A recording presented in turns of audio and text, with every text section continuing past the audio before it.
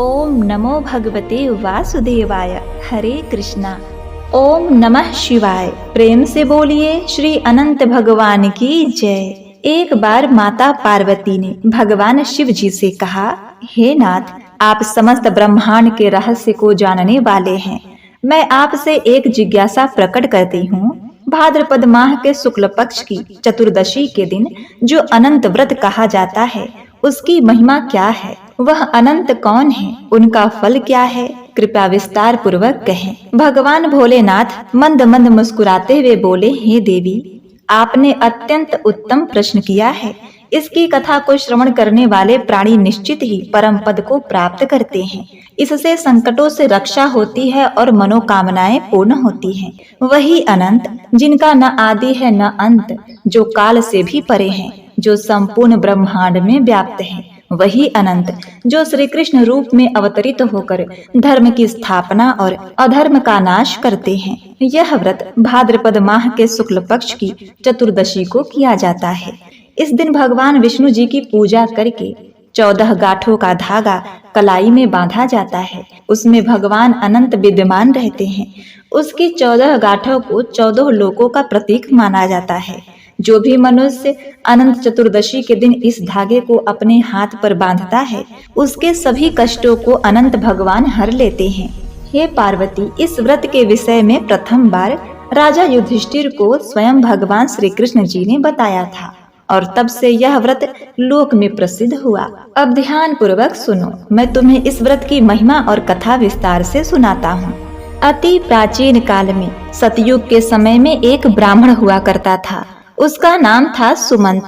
उसका विवाह वशिष्ठ गोत्र में उत्पन्न हुई भृगु ऋषि की सुंदर कन्या से हुआ और विवाह के बाद उसके यहाँ उत्तम गुणों वाली कन्या का जन्म हुआ, जिसका नाम उन्होंने सुशीला रखा। सुशीला की अल्प आयु में ही उसकी माँ का स्वर्गवास हो गया। तब उसके पिता सुमंत का दूसरा विवाह कर्कसा नाम की कन्या से हो गया। कर्कसा अपने स्वभाव के अनुसार ही बहुत दुष्ट और कर्कश थी। वह सुशीला के प्रति द्वेष पूर्ण भाव रखती थी, कभी उससे प्रेम नहीं करती और अपने पति से भी प्रतिदिन झगड़ा किया करती थी। समय के साथ साथ सुशीला की आयु भी बढ़ती गई और वह विवाह के योग्य हो गई। अब उसके रूप और गुणों की चर्चा सुनकर वेदों के ज्ञाता और मुनियों के श्रेष्ठ कौटिल्य ऋषि सुमंत के पास सुशीला से विवाह की इच्छा लेकर आए। कौटिल्य ऋषि ने सुमंत से उसकी पुत्री सुशीला का विवाह उसके साथ करने के लिए कह दिया। सुमंत ने प्रसन्नता पूर्वक अपनी पुत्री का विवाह कौटिल्य ऋषि के साथ कर दिया। अपनी पुत्री को विदा करते समय उसे कुछ देने की इच्छा से सुमंत अपनी पत्नी कर्कसा से कहने लगा, तो उसने घर के सारे पुराने सामान और बारात के खाने के लिए रास्ते के भोजन के लिए रात का बचा हुआ भोजन बांध दिया और कुछ ईंट पत्थर भी उसमें डाल दिए ताकि सामान भारी दिखे। अब सुशीला ने देख लिया और यह देखकर उसे बहुत दुख हुआ। उसे लगा जब उसके सास ससुर और ससुराल वालों को यह सब पता चलेगा तो उसका कितना अपमान करेंगे। इससे उसे तिरस्कार भी सहना पड़ेगा। अपने सौतेली माँ का यह व्यवहार उसके हृदय को चीर गया। यह सोचकर उसके मन में आत्महत्या करने का विचार आया। जब वह अपने पति के साथ अपने घर की तरफ चल पड़ी, तब मार्ग में एक नदी के किनारे तो सुशीला नदी में डूबकर आत्महत्या करने के विचार से वहां नदी पर पहुंच गई। जब वह नदी पर पहुंची तो उसने देखा कि नदी के किनारे बहुत सी स्त्रियां कोई पूजन कर रही हैं। सुशीला ने उन स्त्रियों से पूछा, हे बहनों, आप लोग यह क्या कर रही हो? तब उन्होंने बताया, हे बहन, आज अनंत चतुर्दशी है और हम सब अनंत भगवान का व्रत और पूजन कर रहे हैं। इस पूजन को करने से सभी मनोकामनाएं पूर्ण होती हैं। तब सुशीला ने उनसे अनंत चतुर्दशी के व्रत और पूजन की विधि पूछी। तब एक स्त्री ने बताया, हे सुशीले, यह अनंत चतुर्दशी का व्रत है। इसमें भगवान विष्णु के अनंत स्वरूप की पूजा की जाती है। पूजन के बाद 14 गांठों वाला धागा शुद्ध करके स्त्रियां अपने बाएं हाथ में और पुरुष अपने दाएं हाथ पर बांधते हैं। इस धागे को बांधते समय अनंत भगवान से प्रार्थना करें कि हे अनंत देव, आप इस संसार रूपी सागर से मुझे पार लगाओ, मेरा उद्धार करो और आपको मेरा बारंबार प्रणाम है। फिर इस कामना के साथ इस अनंत सूत्र को अपने हाथ में बांधें और अनंत भगवान का ध्यान करें। तब सुशीला ने वही व्रत का संकल्प लिया और पूजन करके अपने बाईं हाथ पर 14 गांठों वाला वह सूत्र बांध लिया और अनंत भगवान से प्रार्थना की कि हे प्रभु, आप तो सब कुछ जानते हैं, आज मेरे ससुराल वालों के सामने मेरी और मेरे पिता की लाज रखना, मैं आपसे बस यही मांगती हूँ। ऐसा ध्यान करके जब सुशीला वापस उसी स्थान पर पहुंची तो उसके पति ने उससे पूछा, हे भाग्यवान, तुम कहाँ गई थी? तब सुशीला कहने लगी, हे नाथ, आज अनंत चतुर्दशी है और मैं नदी के किनारे अनंत भगवान का पूजन कर रही थी। अब इधर उसकी बारात के सभी लोग आनंद से भोजन कर रहे थे। वहाँ भोजन में तरह तरह के पकवान थे। सबने सुशीला के परिवार की खूब प्रशंसा की। तब सुशीला ने अनंत भगवान का ध्यान किया और अपना व्रत पूर्ण किया। जब वह अपने ससुराल पहुंची तो उसे अनंत चतुर्दशी के व्रत का महात्म्य पता चला। उस व्रत के प्रभाव से उसके परिवार में सुख समृद्धि बढ़ने लगी और धन धान से उसका घर परिपूर्ण हो गया। उसका जीवन खुशियों से परिपूर्ण हो गया। अब एक बार उसके पति की दृष्टि उसके हाथ पर बंधे अनंत सूत्र पर पड़ गई तो उसने सुशीला से पूछा, सुशीले, यह क्या है और तुमने इसे क्यों बांधा है? तब सुशीला ने कहा, हे स्वामी, यह अनंत भगवान का सूत्र है। मैं अनंत भगवान का व्रत कर रही हूँ और उन्हीं की कृपा से आज हमारे पास धन धान आदि सब कुछ है। सुशीला के ऐसे मधुर वचन सुनकर कौटिल्य ऋषि ने अहंकार वश अनंत सूत्र को तोड़कर जलती हुई अग्नि में फेंक दिया। सुशीला ने तुरंत अनंत सूत्र को आग से निकाला और उसे दूध में डाल दिया। इधर अनंत सूत्र का इस प्रकार अपमान करने से कौटिल्य ऋषि पर अनंत भगवान रुष्ट हो गए और इस कारण उनका समस्त ऐश्वर्य समाप्त हो गया। घर में आग लग गई और घर जल गया। घर का सारा धन चोरी हो गया। घर परिवार में कलह होने लगा और उनका स्वास्थ्य भी बिगड़ गया। तब उन्होंने अपनी पत्नी सुशीला से कहा, हे भाग्यवान, अचानक यह क्या हो गया? हमारा सारा धन वैभव नष्ट हो गया। तब सुशीला कहने लगी, स्वामी, यह सब अनंत भगवान और उनके सूत्र के अपमान के कारण हुआ है। तब कौटिल्य ऋषि को अपनी गलती का पश्चाताप हुआ और उनका प्रायश्चित करने के लिए वे तप करने और अनंत भगवान के दर्शन की इच्छा से वन को चले गए। वन में पहुंचकर कौटिल्य ऋषि इधर उधर घूमकर सबसे अनंत भगवान के विषय में पूछने लगे। वन में उन्होंने एक फूलों से लदा हुआ पेड़ देखा जिसमें कीड़े पड़े हुए थे। उन्होंने उससे पूछा, तुमने अनंत भगवान को देखा है क्या? तब उस वृक्ष ने मना कर दिया और कहा, नहीं, मैंने तो नहीं देखा। यह सुनकर जब कौटिल्य ऋषि आगे बढ़े तो वृक्ष ने कहा कि अगर तुम्हें अनंत भगवान मिले तो उनसे पूछना कि मेरे अंदर कीड़े क्यों पड़े हैं। तब कौटिल्य ऋषि ने हाँ कहकर आगे की तरफ कदम बढ़ाए। अब अनंत भगवान के दर्शन की इच्छा मन में लिए कौटिल्य ऋषि वन में आगे बढ़ते रहे। वन में उन्हें घूमती हुई गाय और बछड़े मिले। तब कौटिल्य ऋषि ने गायों से पूछा, हे गौ माता, क्या तुमने अनंत भगवान को देखा है? तब उस गाय ने भी मना कर दिया। आगे कौटिल्य ऋषि को एक बैल मिला। उससे भी उन्होंने वही प्रश्न किया तो उस बैल ने भी मना कर दिया। इसके आगे उन्हें 2 स्त्रियां मिली। उनसे भी उन्होंने वही सवाल किया। उन्होंने भी वही उत्तर दिया जो बाकी सबने दिया था। इस प्रकार से कौटिल्य ऋषि वन में आगे बढ़ते रहे और उन्हें जो भी दिखता उनसे वही प्रश्न पूछते कि क्या आपने अनंत भगवान को देखा है? परंतु किसी से भी संतोषजनक उत्तर न पाकर वे बड़े दुखी हुए और उन्होंने अपने प्राण त्यागने का निश्चय कर लिया। जब उन्होंने आत्महत्या का प्रयास किया तभी अनंत भगवान एक ब्राह्मण के रूप में प्रकट हो गए और कौटिल्य ऋषि को लेकर एक गुफा के अंदर चले गए। उस गुफा के अंदर कौटिल्य ऋषि को बहुत सुंदर लोक दिखा। वहां पर चारों ओर एक दिव्य प्रकाश फैला हुआ था। वहां सभी लोग प्रसन्न थे। वहीं पर उन्हें अनंत भगवान के विश्व रूप के दर्शन हुए। एक दिव्य सिंहासन पर अनंत भगवान शंख चक्र गदा पद्म लिए गरुड़ के साथ विद्यमान थे। भगवान के विराट रूप को देखकर कौंडिल्य ऋषि ने उनकी स्तुति की और अपनी गलती के लिए उनसे क्षमा याचना की। कौंडिल्य ऋषि के भक्ति युक्त वचन सुनकर अनंत भगवान ने उनसे कहा, हे ऋषिवर कौंडिल्य, तुम किस इच्छा से मुझे खोज रहे थे? तुम भय मुक्त होकर मुझसे अपने मन की बात कहो।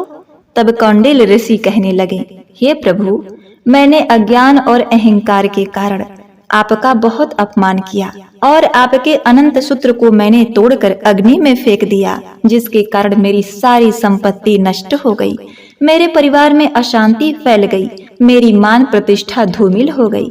मैं अब अपनी गलती की क्षमा प्रार्थना करने के लिए आपके दर्शन के लिए यहाँ पर आया हूँ। आपके दिव्य स्वरूप के दर्शन पाकर मेरा जीवन धन्य हो गया। हे नाथ, मैं आपसे अपने अपराध के लिए क्षमा मांगता हूँ और मेरे जीवन में सब कुछ पहले जैसा हो जाए, उसके लिए मैं आपसे कोई उपाय पूछता हूँ। कृपया करके बताइए कि यह सब विपत्ति दूर कैसे होगी। तब अनंत भगवान को उस पर दया आ गई। उन्होंने कहा, हे कौंडिल्य, तुम अपने घर जाकर 14 वर्षों तक अनंत चतुर्दशी का व्रत और पूजन पूरी श्रद्धा और भक्ति के साथ करो। अपने दाएं हाथ में 14 गांठों युक्त अनंत सूत्र बांधना। ऐसा करने से तुम्हारे सभी कष्टों का नाश हो जाएगा और तुम्हारी सभी मनोकामनाएं पूरी हो जाएंगी। जीवन के सभी सुख भोग कर तुम अंत समय में सद्गति को प्राप्त होगे। भगवान के ऐसे मधुर वचन सुनकर कौंडिल्य ऋषि को बहुत संतोष हुआ। अब उन्होंने अनंत भगवान से मार्ग में मिले वृक्ष द्वारा पूछे गए प्रश्न के विषय में पूछा। तब अनंत भगवान ने उन्हें बताया कि वह वृक्ष अपने पूर्व जन्म में एक विद्वान ब्राह्मण था, परंतु उसने विद्यार्थियों को शिक्षा ना देकर बहुत ही पाप कर्म अर्जित किया था। उसी का परिणाम है कि उस फलदार वृक्ष पर फल तो आ गए, पर कीड़ों के कारण कोई उसका उपभोग नहीं करता। कौंडिल्य ऋषि के मन में वन में मिले हुए अन्य जीवों के विषय में जानने की भी इच्छा हुई। तब उन्होंने अनंत भगवान से उसके विषय में पूछा तो उन्होंने बताया कि वह दोनों अगले जन्म में पूर्व जन्म में बहनें थीं। उन्होंने तप या कोई पुण्य कर्म नहीं किया, ना ही किसी याचक को भिक्षा दी, ना ही कोई धर्म का कार्य किया। इसीलिए परस्पर लहरें उन्हें आकर काटकर चली जाती हैं, परंतु जल वहां नहीं रुकता। अनंत भगवान ने आगे कहा, वह गाय पृथ्वी है, वह बैल धर्म है, गधा क्रोध है और हाथी अहंकार है, वह गुफा संसार है और मैं अनंत हूँ। फिर कौंडिल्य ऋषि ने उन्हें प्रणाम करके अपने घर जाकर अपनी पत्नी सहित 14 वर्षों तक अनंत चतुर्दशी के व्रत का पालन किया। अंत में अनंत भगवान की कृपा से जीवन के समस्त सुख भोग कर वह स्वर्ग लोक में गए। इसी कथा को भगवान श्री कृष्ण जी ने युधिष्ठिर को सुनाते हुए कहा, हे धर्मराज, अब आप भी इस व्रत का पालन करो। आपने अपना पूरा राजपाठ गवा दिया है। इस व्रत को करने से आपकी समूची संपत्ति आपके पास वापस आ जाएगी। जैसे कौंडिल्य ऋषि और सुशीला की सभी मनोकामनाएं अनंत भगवान ने पूर्ण की, ठीक उसी प्रकार तुम्हारी भी सभी मनोकामनाएं पूर्ण होगी। जो कुछ भी आपने खोया है वह सब कुछ आपको पुनः प्राप्त होगा। भगवान श्री कृष्ण ने कहा, हे धर्मराज, अनंत चतुर्दशी का जो व्रत मैंने तुम्हें बताया है, उस व्रत को करने से मनुष्य अपने सभी पापों से मुक्त होकर स्वर्गलोक को जाते हैं। भगवान श्री कृष्ण के कहे अनुसार तब धर्मराज युधिष्ठिर ने भी अनंत चतुर्दशी का व्रत और पूजन किया। व्रत के प्रभाव से उनके सभी मनोरथ सिद्ध हुए और महाभारत के युद्ध में जीतकर उन्होंने उनका खोया हुआ यश, मान, सम्मान और धन वैभव पुनः प्राप्त हो गया और मृत्यु के बाद उन्हें स्वर्गलोक की प्राप्ति हुई। अब इस प्रकार से भगवान शिव जी ने माता पार्वती को अनंत चतुर्दशी की महिमा का बखान करते हुए समूची कथा को सुनाया, जिसे भगवान श्री कृष्ण जी ने युधिष्ठिर को बताया था। तो प्रेम से बोलिए श्री अनंत देव भगवान की जय। नमः पार्वती पते हर हर महादेव। प्रिय भक्तगणों, आज भगवान श्री गणेश जी का विसर्जन का दिन है, तो आइए अब उनकी कृपा दृष्टि प्राप्त करने के लिए भगवान श्री गणेश जी की सुंदर कथा का श्रवण करते हैं। तो सच्ची श्रद्धा के साथ कमेंट में जय श्री गणेश लिखकर जयकारा जरूर लगाएं। तो प्रेम से बोलिए गजानन भगवान की जय। प्राचीन समय की बात है, माधवपुर गांव में सुखनंदन नाम का एक गरीब ब्राह्मण रहा करता था। सुखनंदन भगवान गणेश जी का बहुत बड़ा भक्त था। वह रोजाना सच्चे मन से भगवान गणेश की पूजा अर्चना किया करता था। लोगों का मानना था कि सुखनंदन पर भगवान श्री गणेश जी की बहुत कृपा है, क्योंकि सुखनंदन जिसे भी आशीर्वाद देता था उसकी मनोकामनाएं पूरी हो जाती थी। पर लोग आशीर्वाद लेकर तो चले जाते थे, उसकी मनोकामना पूर्ण भी हो जाती थी, पर कोई भी सुखनंदन को बदले में कुछ नहीं देता था। सबको बस अपने काम की पड़ी थी। सुखनंदन की पत्नी शोभा उसे इस बात के लिए बहुत टोकती थी। उसने कहा कि तुम आए गए किसी का भी मदद कर देते हो, उन्हें आशीर्वाद देते हो, भगवान गणेश से प्रार्थना करते हो कि उनकी मनोकामना पूरी हो, पर बदले में मुंह खोलकर कुछ नहीं मांगते। अच्छा बताओ, यदि तुम ऐसे ही करते रहोगे तो हमारे घर का खर्च कैसे चलेगा? तुम्हें लोग सीधा साधा समझकर अपने घर पर बुलाते हैं, पूजा पाठ करवा लेते हैं और तुम्हारा समय भी नष्ट करते हैं, बदले में कुछ देते नहीं हैं। अगर तुम सीधेपन में ऐसे ही लोगों का भला करते गए तो हम तो भूखे पेट ही मरेंगे। आपके गणपति जी आपकी मदद कब करेंगे? रोजाना इतने पूजा पाठ करते हो, गणेश जी को भी सोचना चाहिए कि उनका भक्त कितना गरीब है। देखो जी, तुम काम के तलाश में आज के ही आज बड़े से नगर में जाओ, वरना मैं मायके चली जाऊंगी। अपने पत्नी की इन धमकियों को और नाराजगी को सुनकर सुखनंदन ने कहा, अरे भाग्यवान, हाँ चिंता मत करो, मैं चला जाऊंगा। 2 रोटी बांध दो, मैं आज ही पास के एक बड़े से नगर में जा रहा हूँ काम की तलाश में। पत्नी की बातें सुनकर सुखनंदन थोड़ा दुखी हो गया और वह दूसरे नगर में काम की तलाश में निकल गया।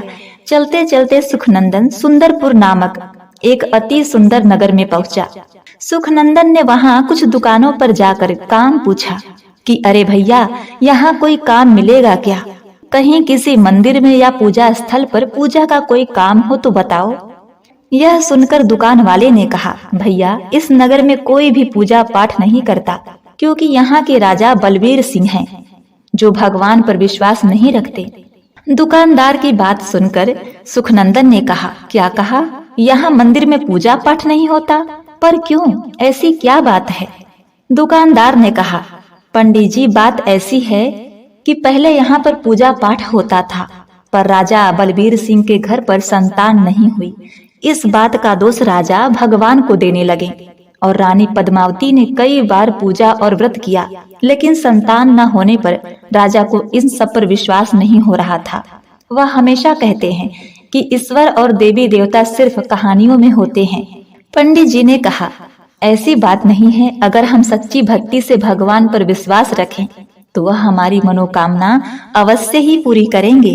राजा जी को यह बात समझनी चाहिए कि कभी कभी ईश्वर हमारी परीक्षा भी लेते हैं, परंतु हमें ईश्वर से विश्वास नहीं हटाना चाहिए। बाकी जैसी इनकी इच्छा। चलो मैं किसी और नगर में जाकर काम ढूंढता हूँ। अब सुखनंदन दूसरे नगर में जाने लगा। तभी उसने सोचा कि यहाँ तो कोई काम नहीं मिलने वाला, पहले कुछ देर विश्राम करके फिर काम पर जाऊंगा।